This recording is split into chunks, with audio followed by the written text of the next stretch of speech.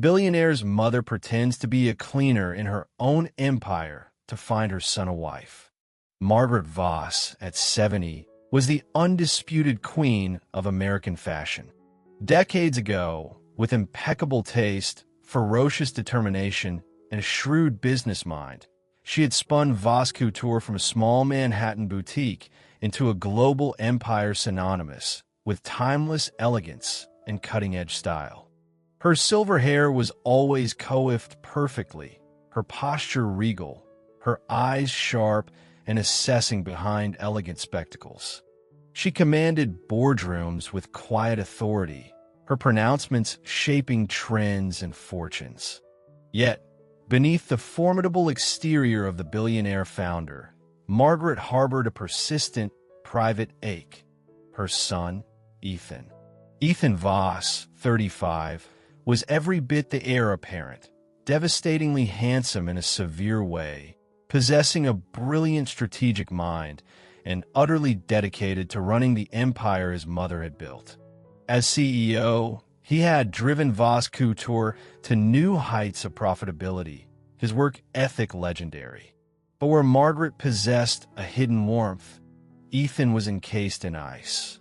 He moved through the gleaming Voss Tower headquarters with a clipped efficiency, his interactions brief, his praise non-existent, his critiques surgically precise and often brutal.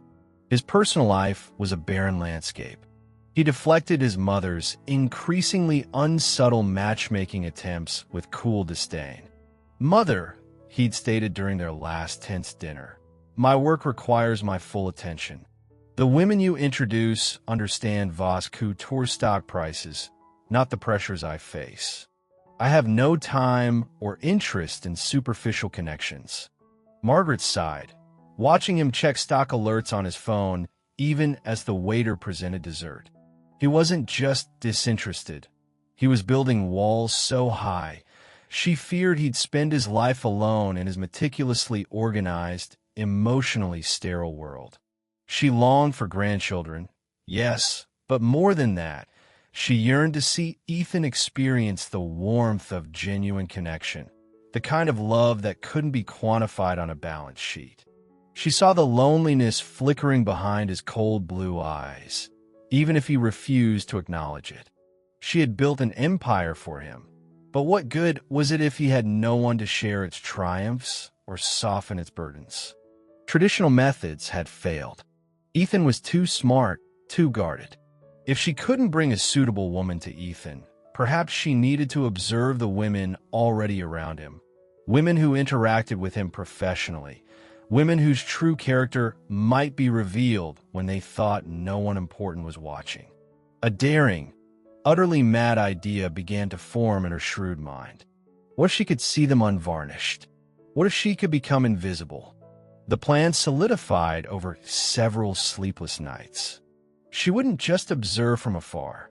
She would go amongst them, disguised. She, Margaret Voss, would become a cleaner in her own company. It was absurd, risky, potentially humiliating. But desperation fueled her resolve. Ethan needed someone grounded, someone kind, someone whose worth wasn't measured by their social standing or ambition. Qualities unlikely to be evident in the polished candidates presented at society galas. Executing the plan required meticulous secrecy. Margaret contacted Alastair Finch, a renowned theatrical makeup artist she'd worked with on charity masquerade balls years ago, swearing him to absolute silence with a generous donation to his favorite arts foundation. Over several clandestine sessions in her private penthouse study, they crafted Mrs. Mary Davies. Gray, ill-fitting wig obscured her signature silver coif. Subtle prosthetics added age, spots, and jowls, softening her sharp jawline. Thick, unflattering glasses hid her piercing eyes. Padded clothing disguised her trim figure, and she practiced stooping slightly, adopting a slower, shuffling gait. Simple, worn trousers, orthopedic shoes, and a standard-issue cleaner's apron completed the transformation. Looking in a mirror, Margaret barely recognized the weary, nondescript elderly woman staring back. The logistics were trickier. She couldn't simply walk in and grab a mop. She reached out to George Henderson, the head of facilities management, who had started as a janitor himself 30 years ago and owed his career advancement to Margaret's early faith in him. He was fiercely loyal and nearing retirement. On a private call, Margaret spun a tale about wanting to anonymously assess workplace morale and cleanliness standards on the design floors before implementing a new employee wellness initiative. George, though baffled by her methods, agreed without question, arranging for Mary Davies to get basic security credentials for specific floors, reporting directly and discreetly to him, bypassing typical HR channels. He provided a simple uniform and assigned her to the morning shift, focusing on the bustling, often chaotic design studios and adjacent offices. On her first day, Margaret's heart pounded beneath the drab apron. Entering through a remote service entrance, clutching a laminated ID badge that felt utterly foreign, she felt a tremor of doubt. Was this madness? She pushed the feeling down. She collected her cleaning cart, its wheels squeaking reproachfully, and took the service elevator up to the 7th floor, junior design. The doors opened onto a familiar corridor, yet viewed from this angle, pushing a mop bucket, it felt alien. Young designers, assistants, and interns hurried past, engrossed in conversations about deadlines, fabrics, critiques from the latest review meeting. No one met her eye. She was part of the background, invisible furniture. As she began wiping down a conference room table, carefully avoiding disturbing the scattered sketches, she heard snippets of conversation. Ambition, gossip, complaints about workload, critiques of senior designers. It was a raw, unfiltered glimpse into the underbelly of her polished empire. The sense of invisibility was profound, unsettling, yet oddly liberating. This was exactly what she needed. The search for Ethan's future, for the heart of Voss Couture, had begun, hidden beneath a gray wig and the scent of disinfectant. The days settled into a strange rhythm for Margaret, now fully immersed in her role as Mrs. Mary. The physical work was more demanding than she'd anticipated. Her back ached by midday. Her hands grew rough despite the cleaning gloves, and the sheer monotony of dusting surfaces, emptying trash bins, and mopping floors was mind-numbing. Yet the experience was also strangely illuminating. She learned the geography of her company in a new way. The hidden break rooms where real conversations happened, the service corridors, the quiet corners where employees took stressed cigarette breaks. Mostly, she learned what it felt like to be invisible. People rarely spoke to her, though they often spoke freely around her, assuming the elderly cleaning lady was deaf, disinterested, or simply not there. She heard casual cruelty, blatant ambition, office politics laid bare, and surprising moments of camaraderie. She saw young hopefuls burning the midnight oil, fueled by coffee and dreams, and saw jaded mid-level managers counting the minutes until closing time. It was an education unlike any she'd received in the boardroom. The design floors were a hive of activity. Sketches pinned to walls, fabric swatches draped over chairs, mannequins clad in half-finished creations. Deadlines loomed constantly, and the pressure was palpable. Ethan often swept through these floors, his presence announced by a sudden hush followed by a flurry of activity. His critiques, delivered during impromptu inspections or formal reviews, which Mary sometimes observed while ostensibly cleaning nearby corridors or vacant offices, were efficient and often withering. He pointed out flaws with laser precision, rarely offering encouragement. It was amidst this high-stress environment that Lily Carter stood out, not just to Margaret, but in stark contrast to the general atmosphere. Lily was a junior designer, probably in her mid-20s, often looking slightly overwhelmed, her dark hair escaping its messy bun, fingers smudged with charcoal or ink. Yet, her eyes, a warm hazel, held a spark of genuine enthusiasm, and she moved with a quiet determination. On Margaret's second day, as she pushed her cart down the main design corridor, Lily emerged from a studio, nearly colliding with her. "Oh, excuse me," Lily exclaimed, stepping back quickly. Then, she smiled, a genuine, warm smile that reached her eyes. "Good morning. I haven't seen you before. Are you new?" Margaret, startled by the direct address, mumbled, "Yes, dear. Just started. Name's Mary." "Welcome, Mary. I'm Lily," she offered, before hurrying off towards the fabric library. It was a small gesture, but in the context of the prevailing indifference, it shone brightly. From then on, Lily always had a greeting for Mary, a cheerful morning, or have a good evening, as she left late, often one of the last designers on the floor. One afternoon, Margaret had paused her work, sitting heavily on a stool in a quiet alcove to rub her aching lower back. Lily passed by, stopped, and then reappeared a moment later with a steaming cup and a small paper bag. "Rough day, Mary?" Lily asked gently. "I made some banana bread last night. It's not much, but maybe it'll help. And I grabbed you a tea from the break room." Margaret stared at the offering, a thick slice of fragrant bread and a simple cup of tea. She was momentarily speechless.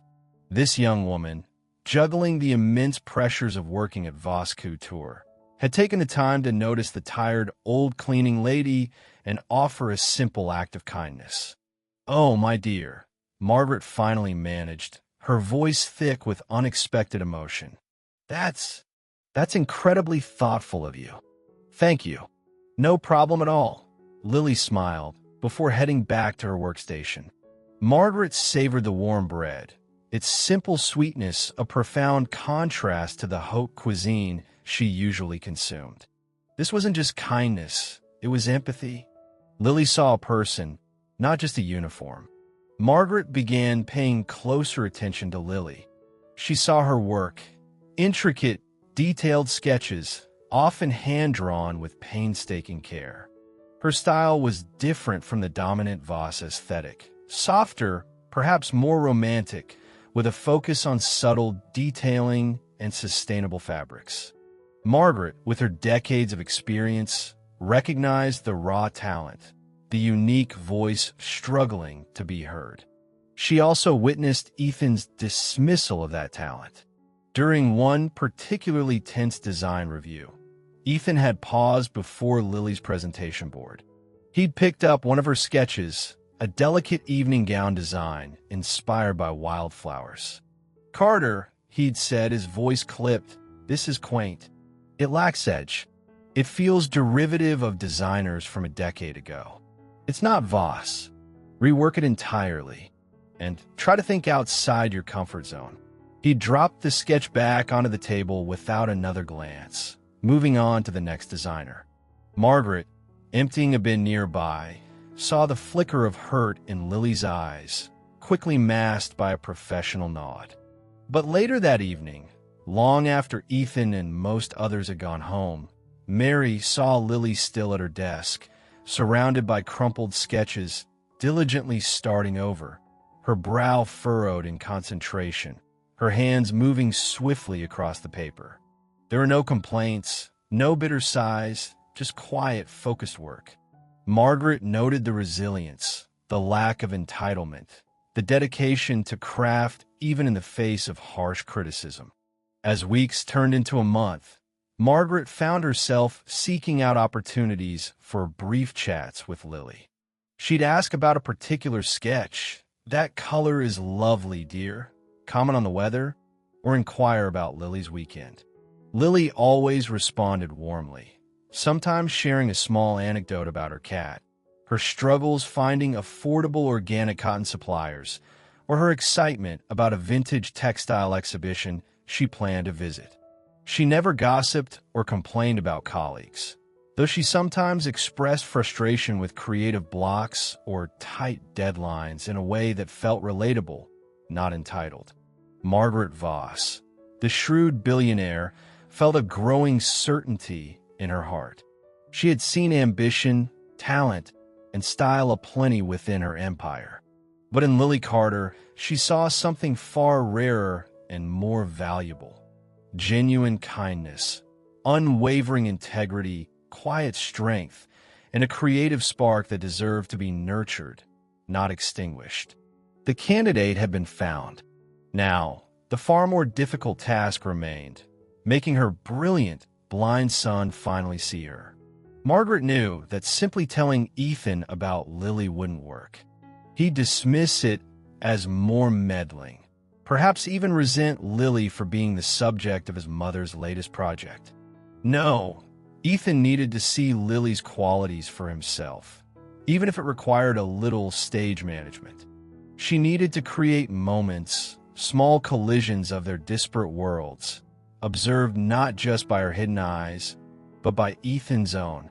Her first opportunity came during a typically frantic afternoon.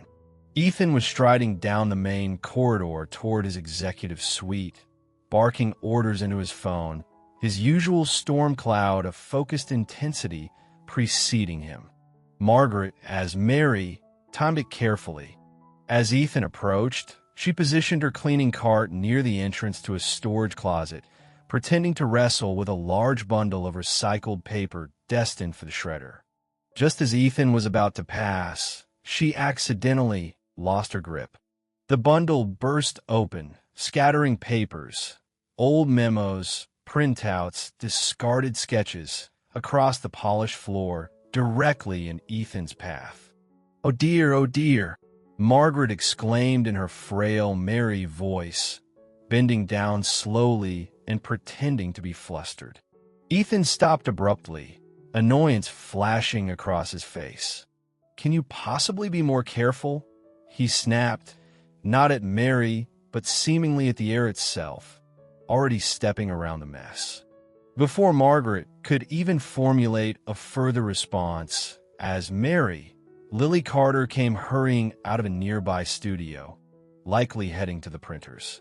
Seeing the scattered papers and the struggling Mary, she didn't hesitate. "Let me help you, Mary," she said quickly, kneeling down beside Margaret and beginning to gather the papers efficiently. Ethan paused mid-stride, glancing back, his frown deepening. "Carter, are you wasting valuable company time sorting trash?" His tone was icy. Lily looked up, unfazed by his sharpness. She offered him a brief, polite smile. "It's no trouble, Mr. Voss. Just wanted to give Mary a hand. It'll only take a second." She turned back to collecting the papers, her movements quick and neat. Margaret, still kneeling, looked up at her son, her expression carefully calibrated to convey weary helplessness beneath her thick glasses. "She has such a kind heart. You're Miss Carter," she murmured, just loud enough for Ethan to hear over the low hum of the office. "Such things are rare these days, young master, especially around here." Ethan's frown shifted slightly, a flicker of something unreadable. Confusion? Irritation? Crossing his features. He looked from a kneeling Mary to Lily, who was now neatly stacking the papers, her fingers slightly smudged with graphite from her earlier work, her focus entirely on helping. He didn't reply, but the dismissive coldness in his eyes softened, just fractionally. He watched Lily for another beat, saw her hand the neat stack back to Mary with another quiet smile, before turning sharply and continuing toward his office, the call on his phone seemingly forgotten for a moment. Margaret felt a small thrill of victory. It was a tiny crack in the ice, but it was a start. He had seen Lily's reflexive kindness, her composure under his criticism, and he had heard Mary's subtle endorsement. She tried other, less direct approaches in the following weeks. Once, finding a particularly innovative fabric manipulation sample Lily had discarded in frustration, Margaret fished it out of the recycling bin and left it accidentally on a table in a common area she knew Ethan sometimes cut through, partially hidden under a trade magazine. She didn't know if he saw it, but it was a breadcrumb dropped into the forest. Another time, while cleaning near the executive assistant station outside Ethan's office, Margaret overheard the assistant complaining about a misplaced file Ethan urgently needed. A few minutes later, Margaret quietly mentioned to the flustered assistant that nice Miss Carter from design was in the archives room earlier. Perhaps she might have seen it? It turned out Lily had seen the file, mislaid by someone else, and returned it, earning a brief. Surprised thank you from the assistant, possibly overheard by Ethan through his open office door. These were small, deniable nudges, designed to bring Lily onto Ethan's radar in contexts unrelated to his critiques of her work.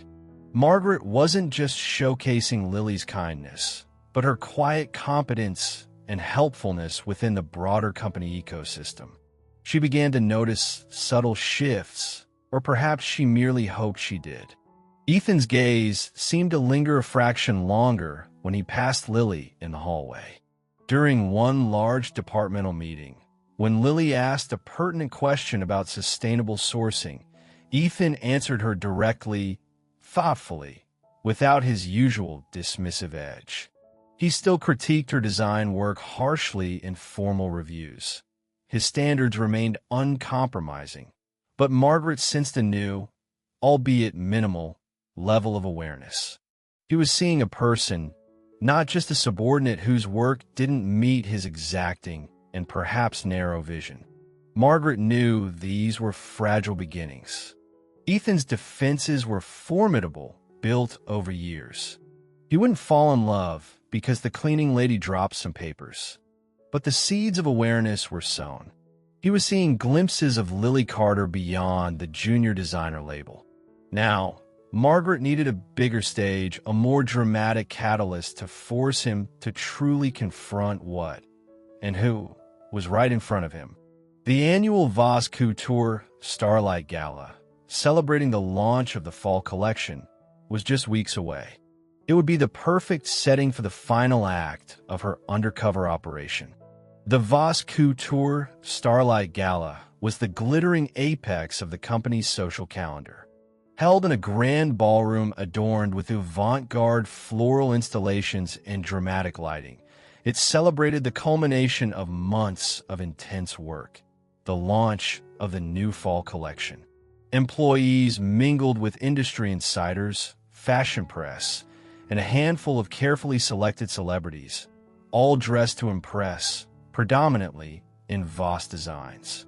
Champagne flowed freely, music pulsed elegantly, and the air buzzed with glamour and ambition. Ethan Voss moved through the crowd with his usual detached grace, impeccably dressed, nodding politely to guests, accepting congratulations on the collection with cool reserve. He deflected personal questions and scanned a room with the air of a general reviewing his troops, his mind likely already on the next quarter's projections. Lily Carter was there, looking lovely but visibly uncomfortable in the borrowed Voss cocktail dress required for junior staff attendance. Her hair was neatly styled for once, and she wore minimal makeup, but she clutched a small evening bag as if it were a lifeline, hovering near the edge of the main throng, observing more than participating. She exchanged polite smiles with colleagues but seemed overwhelmed by the sheer scale and opulence of the event. Conspicuously absent was Mrs. Mary Davies. Also absent, initially, was Margaret Voss herself. As the evening progressed, whispers began about the founder's whereabouts.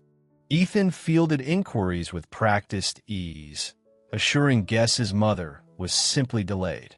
Then, precisely as the main course was being cleared in anticipation for the post-dinner collection presentation began to build, the ballroom doors opened dramatically. A hush fell over the crowd as Margaret Voss made her entrance. But this was not the stooped, weary Mary. This was the matriarch of Voss Couture in her full glory. She wore a breathtaking, custom-made gown of deep emerald silk that shimmered under the chandeliers. Her silver hair swept up elegantly, adorned with subtle diamonds. Her posture was erect, her gaze commanding. She radiated power, elegance, and an undeniable presence that instantly captured every eye in the room. Ethan looked relieved, then slightly surprised by her unusually dramatic entrance. He moved to greet her, but she signaled for him to wait, making her way directly to the small stage at the front of the ballroom where the band had been playing. The band leader, clearly briefed, signaled for silence. Margaret took the microphone. "Good evening, everyone," she began, her voice clear and resonant, easily filling the large space. "Thank you all for being here tonight to celebrate another magnificent collection, a testament to the incredible talent and hard work within Vos Couture." She paused, her eyes scanning the room, eventually landing on Ethan. "I've always believed that the heart of this company lies not just in creativity, but in character, integrity, kindness." She continued, "As many of you know, I have been less visible around the office lately." A few knowing smiles flickered among the senior executives. "I've been engaged in something of a personal research project, an unconventional one." The room was utterly silent now, captivated. Ethan watched her, a slight frown appearing, sensing this was more than just a standard welcome speech. "I've been concerned," Margaret said, her voice softening slightly as she looked towards her son, "about the future, not just of the company, but of the family. I worried that in our relentless pursuit of excellence, we might be losing sight of other essential values." She took a breath. "So I decided to look closer, to see our company not from the penthouse suite, but from the ground floor." Literally, a collective intake of breath could be heard. "For the past 2 months," Margaret revealed, her voice steady, "I've been working amongst you, disguised as a member of our cleaning staff, Mrs. Mary Davies." Shock rippled through the ballroom. Gasps, murmurs of disbelief. Ethan stared at his mother, as if seeing her for the first time, his face paling, understanding dawning in his eyes like a slow-motion collision. He remembered the tired old cleaner, the dropped papers, her quiet words, his mother. It was illuminating, Margaret continued, a wry twist to her lips. "I experienced firsthand what it feels like to be invisible, to be overlooked. Most people were, understandably, preoccupied with their own demanding jobs. But invisibility reveals character in a way status never can." Her gaze swept the room again, sharp and assessing. And amidst the daily rush, the deadlines, the ambitions, one person consistently shone through. Her eyes found Lily Carter, who stood frozen near the back, looking utterly bewildered and slightly terrified.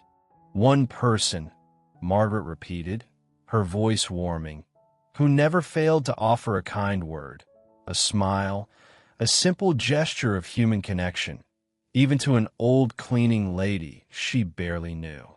One person who demonstrated not only remarkable talent and dedication, working tirelessly without complaint, but also profound empathy and integrity."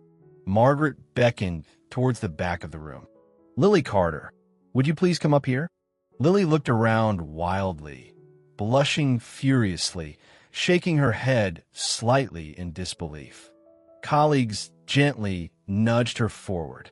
Trembling, she made her way through the stunned crowd towards the stage, her simple dress suddenly feeling inadequate under the intense scrutiny. Margaret took Lily's trembling hand as she reached the stage. "Ethan," Margaret said, turning to her son, who still looked poleaxed, "my brilliant, often blind son, you surround yourself with talent, but you have failed to see the treasure right here." She gestured to Lily. You worry that no one understands you, but you haven't taken the time to understand the hearts of those around you. Lily Carter possesses the qualities I value most: kindness, resilience, humility, and a unique creative spirit. This is the kind of person who makes Vos Couture truly exceptional. This is the kind of person you need. She turned to the mortified Lily. You stammered something about just being an ordinary designer when I complimented your sketches as Mary. Margaret smiled gently. My dear, there is nothing ordinary about you. You are extraordinary. And your perspective, your talent, is precisely what this company, and perhaps my son, needs. All eyes were now on Ethan. He looked from his mother's earnest face to Lily's blushing, downcast one. The past 2 months replayed in his mind. Lily's quiet diligence, her kindness to Mary, her resilience under his harsh critiques, Mary's words echoing. She has a kind heart. Such things are rare. The pieces clicked into place with blinding clarity. He saw Lily, truly saw her beyond the sketches and deadlines, saw the strength and warmth beneath her unassuming exterior. He stepped forward onto the edge of the stage, his usual icy composure completely gone, replaced by a vulnerability no one had ever witnessed. He reached out and hesitantly took Lily's free hand. Her eyes flew up to meet his, wide with surprise and confusion. Mom is right, Ethan said, his voice husky, audible only to those nearby, but his sincerity radiating outwards. Lily, I was wrong. About your designs, about everything. I haven't seen you. Truly seen you. He looked directly into her hazel eyes. I'd like to. The ballroom remained hushed for a beat. The audacity of Margaret's revelation and the raw vulnerability of Ethan's admission hanging in the air. Then, tentatively at first, applause broke out, swelling into a genuine ovation. It wasn't just for the drama, but for the unexpected heart laid bare at the center of the glittering corporate event. Lily, caught between her billionaire boss-turned-potential mother-in-law and the suddenly attentive so, blushed even deeper but managed a shaky smile. Margaret Voss beamed, tears glistening in her eyes, tears of relief and profound joy. Her risky gambit had paid off in a way she barely dared to hope. The rest of the gala passed in a blur for Lily. Ethan stayed near her side, surprisingly protective, fielding questions with newfound diplomacy, introducing her not just as a junior designer, but as someone whose perspective he valued. Their conversation was halting, awkward, overshadowed by the public spectacle, yet underscored by a nascent, tentative connection. He asked about her background, her inspirations, listening intently in a way he never had before. Lily found herself responding honestly, her nervousness slowly receding, replaced by curiosity about the man behind the formidable CEO mask. In the weeks that followed, Ethan and Lily began navigating the complex territory Margaret had thrust them into. Ethan, shedding layers of his defensive armor, initiated quiet coffee meetings, then lunches, then dinners, deliberately away from the office initially, seeking neutral ground. He apologized sincerely for his past harshness, explaining the immense pressure he felt, his fear of not living up to his mother's legacy, acknowledging it was no excuse for his blindness or cruelty. Lily, inherently forgiving but no pushover, listened, shared her own experiences and aspirations, and slowly began to trust his changed demeanor. Their connection deepened, built on shared respect for hard work, a passion for design, albeit with different expressions, and a growing, mutual affection that surprised them both. Margaret, meanwhile, wisely stepped back from direct matchmaking but took Lily firmly under her wing. Recognizing both Lily's talent and her need for development within the corporate structure, Margaret didn't just hand her an executive title. Instead, She created a new role for Lily, head of sustainable design and special projects, reporting directly to Ethan but mentored closely by Margaret herself. This allowed Lily to champion her passion for ethical sourcing and innovative, less trend-driven design, giving her a platform to prove her capabilities while learning the intricacies of the business from the founder herself. Lily thrived under Margaret's guidance, her confidence blossoming alongside her skills. She brought a fresh perspective that challenged Voss Couture in necessary ways, proving her worth through competence and vision. Margaret's undercover stint had unintended positive consequences for the company culture as well. Her speech at the gala, recounting her experience of being invisible, resonated deeply. An internal memo followed, penned by Margaret, emphasizing the importance of respecting every member of the Voss Couture team, regardless of their role. New initiatives were launched to recognize contributions from all departments, including facilities and support staff.